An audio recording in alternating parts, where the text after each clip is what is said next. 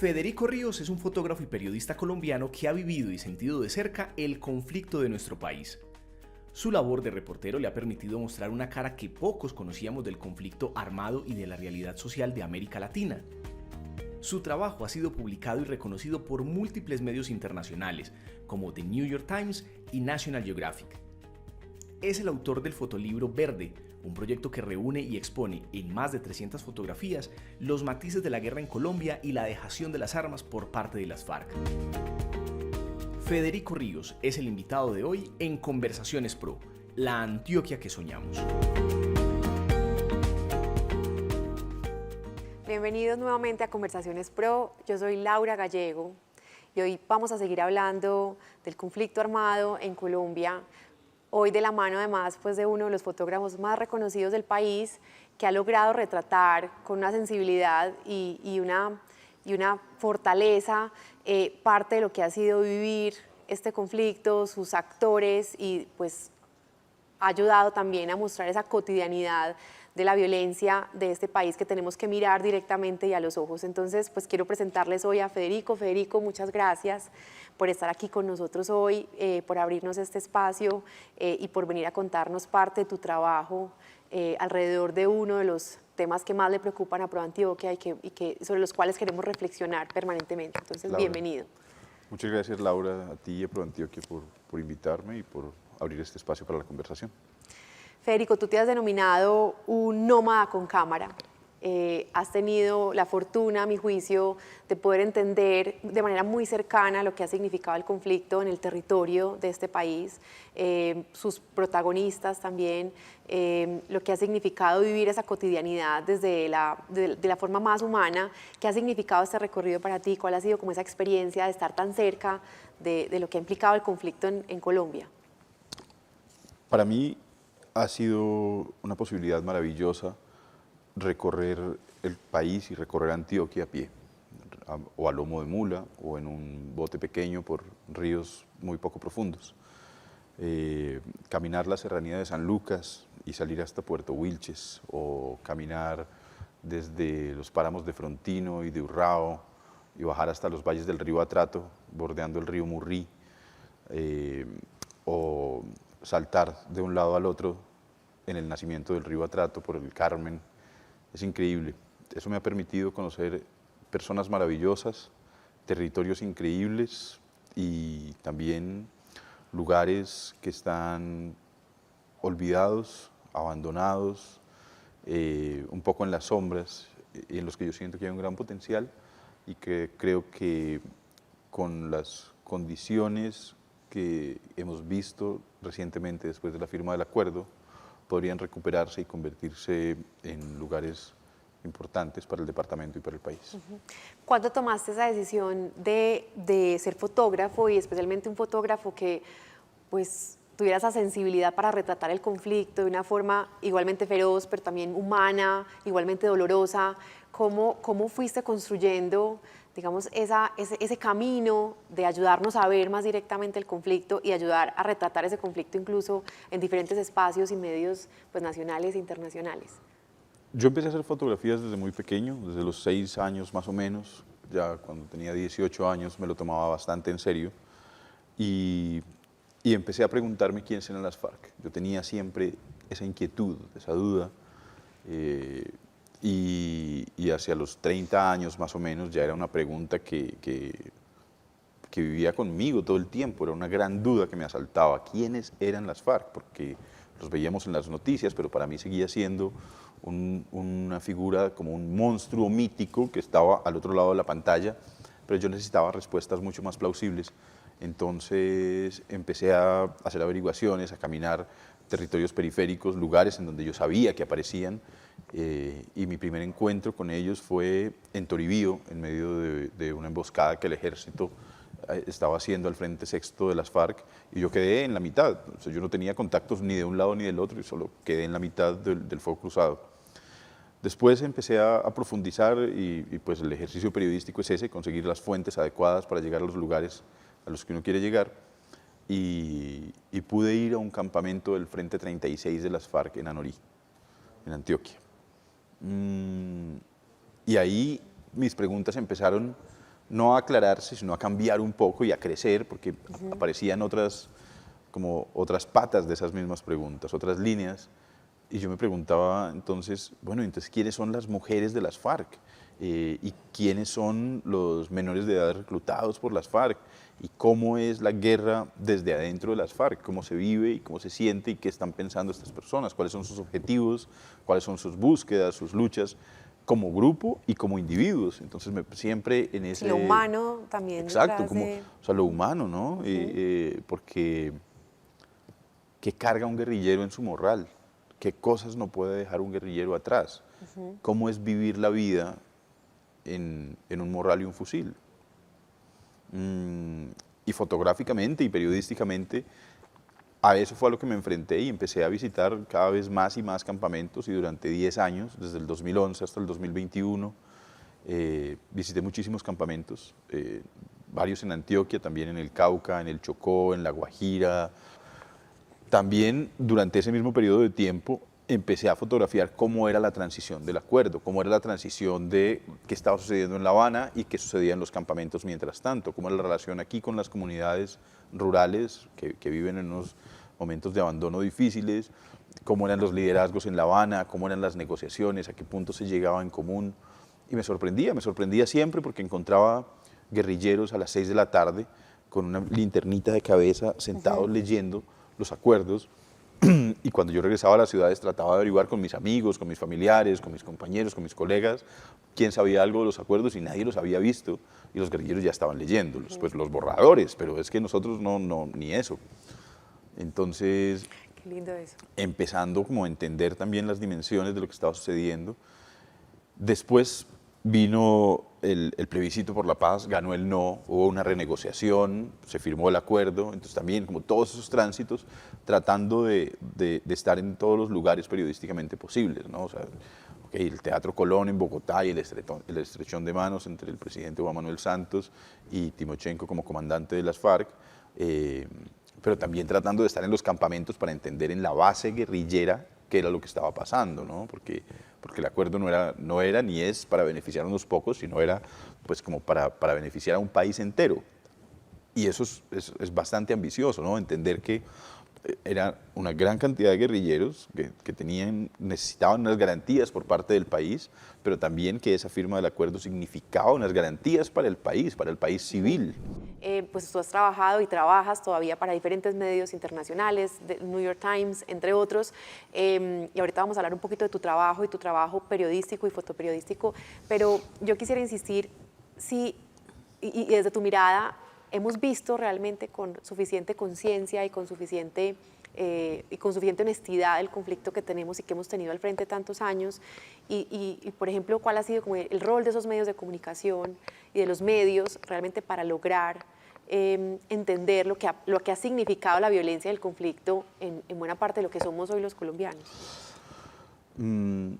¿Cuántos antioqueños, cuántos líderes han podido ver los efectos de un bombardeo o de un combate?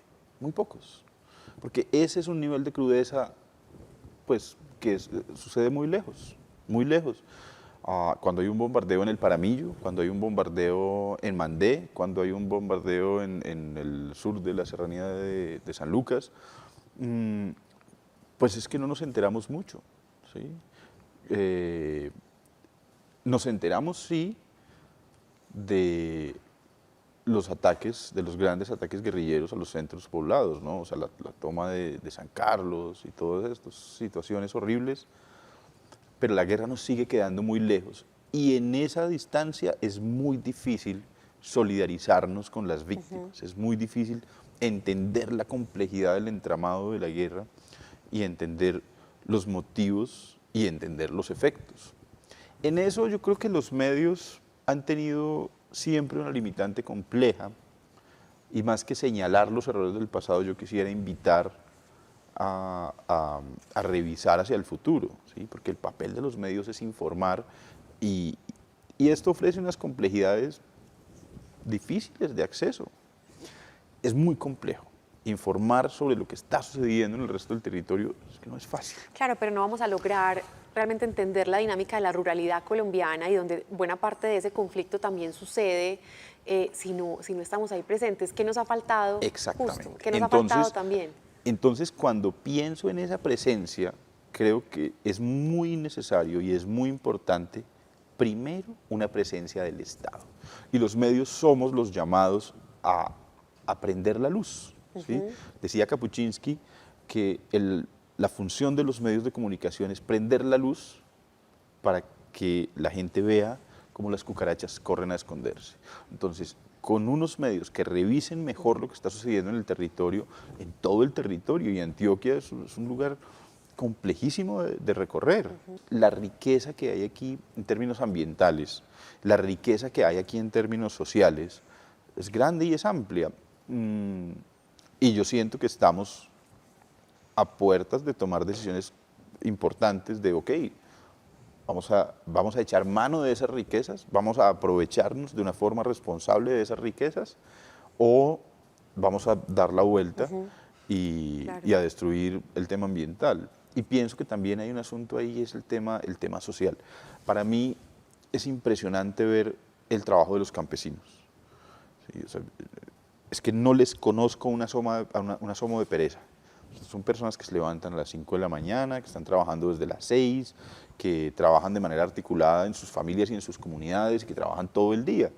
Entonces, la capacidad de trabajo de un campesino, y en Antioquia es muy conocido, esta idea de la pujanza antioqueña no es una ficción, es una realidad. Es decir, voy y la veo en los campesinos todos los días rompiéndose el lomo para hacer lo que tengan que hacer para llevar un plato de comida a sus casas. Y yo siento que es un gran potencial que bien encausado puede generar comodidad tanto para ellos como para las grandes ciudades, ¿no? Pero hay que tener un poco de presencia de Estado. Y los medios pues tienen también esa función, es decir, ir y prender la luz para ver qué es lo que está sucediendo en todos estos rincones, en todos estos lugares. Federico, tuvo que haber sido pues muy impactante, insisto, y por eso decía ahorita que tienes la fortuna de haber visto, retratado y de ayudarnos a ver a muchos colombianos y a muchos otros, digamos, interesados, pues lo que ha sido el conflicto en su cotidianidad. Y yo quería hacerte esta pregunta y es, pues, ¿cuál es esa emoción con la que tú describes a Colombia después de haber visto, recurrido, retratado, pues parte de lo que nos estás contando, y también qué heridas identificas de esa, o has visto a través de esos lentes que quisieras compartir con nosotros hoy? Yo creo que la emoción es la fuerza. La emoción es la fuerza, y yo creo que lo que encuentro en todo el territorio colombiano y en el territorio antioqueño es la fuerza. La gente se levanta a darlo todo. La gente se levanta con hambre, y si hay un caldito de papa nomás, pues caldito de papa.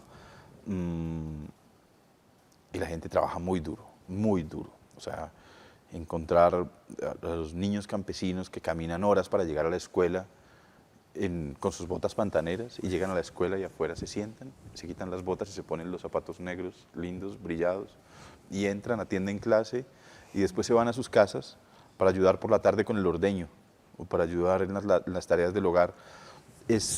No es una romantización de la pobreza, pero sí es una identificación. Ni del conflicto. Ni del conflicto, pero sí es una identificación de la fuerza.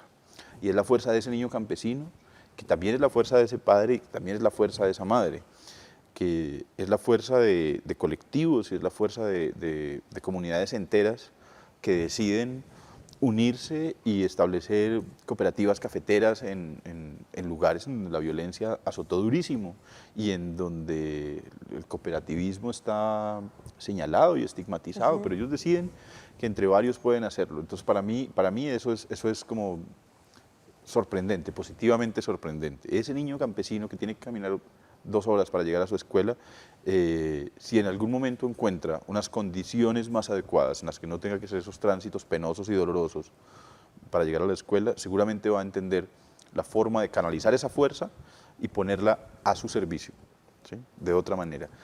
Y lo triste, para terminar de responder, sí, el otro lado de como las heridas, y exacto, que incluso a lo mejor nos faltan por sanar, pues, sí, como por entender mejor. Exacto, yo siento que hay una sistematicidad del abandono del Estado en muchos lugares, y ese es un estigma terrible, y a las personas les duele eso, ¿no? A las personas les duele sentirse ciudadanos de segunda categoría, les duele sentirse abandonados, les duele sentir que su carretera no existe o no funciona o está en terriblemente mal estado. Y yo creo que en este momento, después de la firma del acuerdo, ya van 5 o 6 años de la firma del acuerdo, sí hay una necesidad urgente de que el Estado siga llegando cada vez más. Yo sé que se han hecho grandes esfuerzos, pero creo que esto es como el gran llamado de las comunidades y es esa necesidad del Estado. Érico, de todo eso que nos has contado, ¿cuál ha sido como ese momento más complejo que tú recuerdas del ejercicio periodístico que has llevado a cabo en este país en el marco de este conflicto? Como algo que nos quieras compartir, que te haya confrontado, que te haya hecho también pues, pensar en el rol que has tenido. Vi un niño morir en brazos de otro niño. Un niño que murió por una torpeza completamente prevenible, un niño que murió deshidratado en medio del vómito y la diarrea, y la presencia del Estado habría podido solucionar esa vida, una vida, eso. Para mí eso ha sido sumamente doloroso, sumamente doloroso. Sobre todo porque caminando todo el país, caminando con comunidades campesinas, con comunidades indígenas, con comunidades afro, es muy triste reconocer que hay una sistematicidad de esta situación, ¿no? Que yo vi a este niño respirar por última vez y morir en brazos de otro niño, y que eso sigue sucediendo,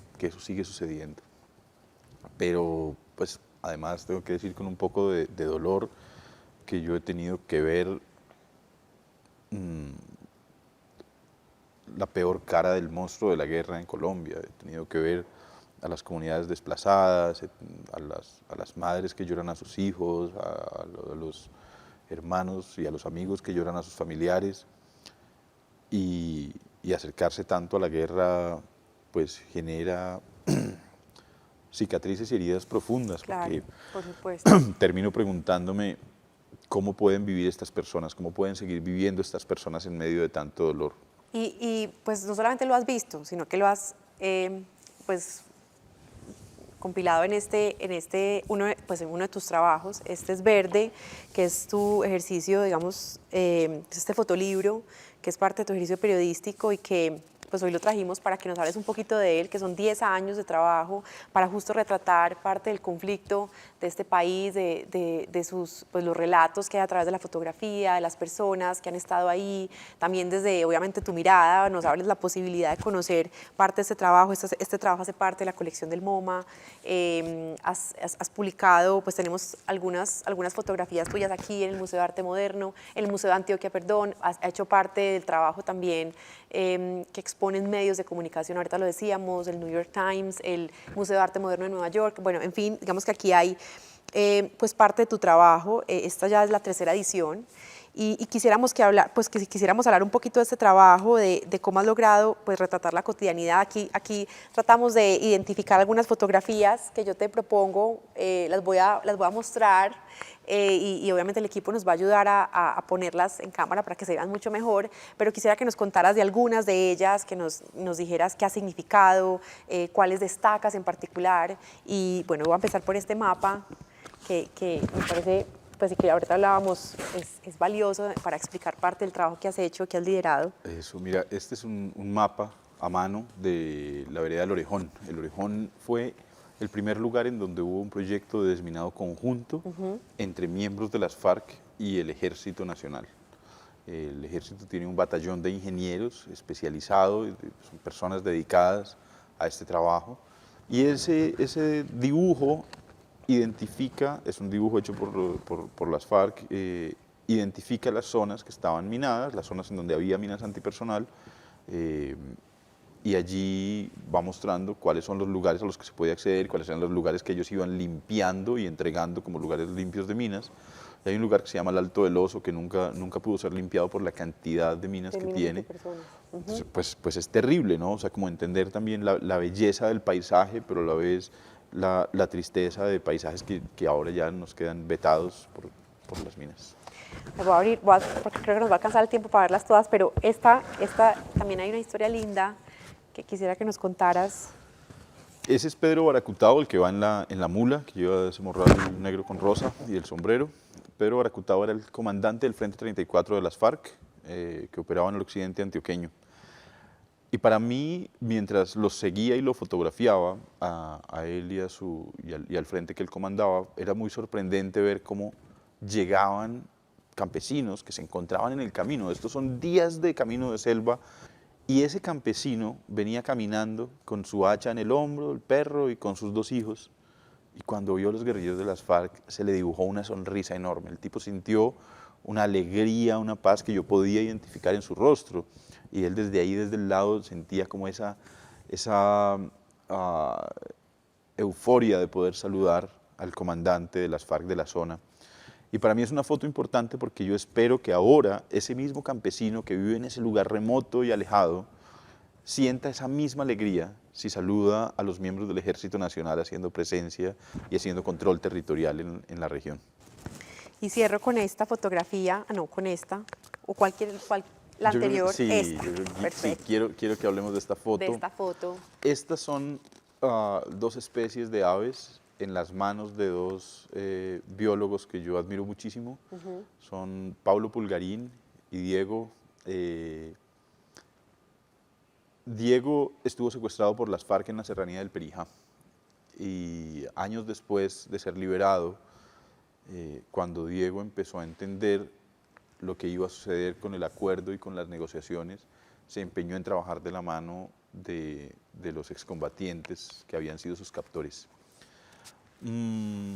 Eso se llamó la expedición Bio Anorí, y era una expedición con el apoyo de varias universidades de Medellín, de Antioquia. Estaba EAFIT, estaba el CES, estaba la Universidad de Antioquia, creo que también la Universidad Nacional, y eran 40 científicos, o sea, personas sumamente preparadas, profesionales increíbles, trabajando hombro a hombro y de la mano de firmantes del acuerdo. Estaba alias Anderson y alias Mónica, que eran los comandantes del Frente 36 de las FARC en Anorí, y estaba Barbas, y había un equipo de guerrilleros, de ex guerrilleros, que habían firmado el acuerdo y ahora estaban integrados con esta comisión. Y para mí era sorprendente ver cómo ellos tenían unas habilidades, unos conocimientos y unas capacidades que ponían al servicio del resto del grupo, y cómo los biólogos podían aprovechar esas capacidades y esos conocimientos para llevar un paso más adelante sus proyectos de investigación científica. Federico, para cerrar, te quiero hacer esta pregunta. Insisto, tú que has tenido el privilegio de recorrer Colombia, los diferentes territorios de Colombia, sus ríos, la selva colombiana, y particularmente también la antioqueña, ¿cuál es la Antioquia que se sueña Federico Ríos? Yo creo que podemos encontrar mejores formas para recorrer el territorio y mejores formas que dignifiquen a las personas que vivimos en el territorio. Así que la Antioquia que yo me sueño es una Antioquia mejor conectada, una Antioquia que ofrezca dignidad en salud, educación y vivienda, que para mí son como algunos de los básicos para todos los habitantes. ¿Sí? Una Antioquia en la que podamos entendernos como iguales y acceder a todas estas oportunidades de la vida. Y yo espero una Antioquia que los antioqueños podamos recorrer como yo la he recorrido, pero sin miedo. Pues Federico, muchas gracias por estar aquí con nosotros en Pro Antioquia, en este espacio, por tu trabajo, por las palabras que nos has compartido hoy, que estoy segura que no es un tema, sí es un tema que tenemos que ver, que entender. Es un tema pues, que a propósito del informe de la Comisión de la Verdad recientemente entregado, pues tenemos un enorme desafío de seguir construyendo la paz, de seguir construyendo y entendiendo pues, qué ha significado el conflicto para cada uno de los colombianos, y obviamente pues, de seguir entendiendo y incomodándonos, porque siento que pues, eso es parte de lo que hemos vivido y normalizado, y explica muy buena parte de los desafíos alrededor de la pobreza, del hambre, de la desconexión que tenemos en este país. Te agradecemos mucho tu tiempo y vuelvo, insisto, en el trabajo que Verde significa para entender mejor y para ver mejor la realidad de este país. Y pues esperamos nuevamente tenerte aquí en otros espacios, no solamente en este, sino en otros espacios en ProAntioquia. A ti, Laura, muchísimas gracias y a todo el equipo de ProAntioquia también y seguramente nos seguiremos encontrando. Bueno, yo quiero agradecer también a la Alcaldía de Envigado, al Café Museo Otra Parte y por supuesto a Teleantioquia que nos ayuda a contar estas historias y a poder compartir estas voces de personas que nos ayudan o que también nos permiten ver parte de los desafíos que tiene esta región y este país en el futuro. Muchas gracias por estar aquí en Conversaciones Pro.